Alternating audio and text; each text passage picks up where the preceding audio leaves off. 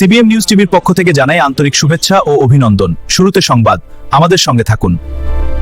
আশুলিয়া সাংবাদিক ক্লাবের উদ্যোগে ইফতার ও দোয়া মাহফিল অনুষ্ঠিত।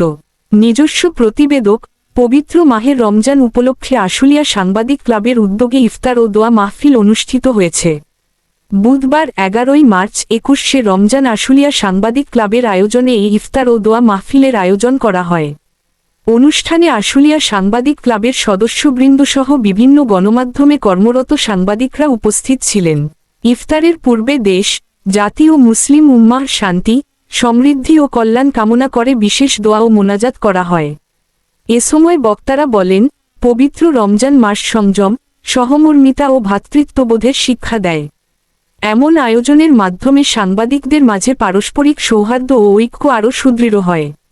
অনুষ্ঠান শেষে উপস্থিত সবাই একসাথে ইফতার করেন এবং ভবিষ্যৎ মানুষ মজলুম হয়, যেখানে মানুষ নির্যাতিত হয়, যেখানে মানবতা বুলুণ্ঠিত হয়, যেখানে মানুষ সামাজিক নীতি নৈতিকতা বিবর্ত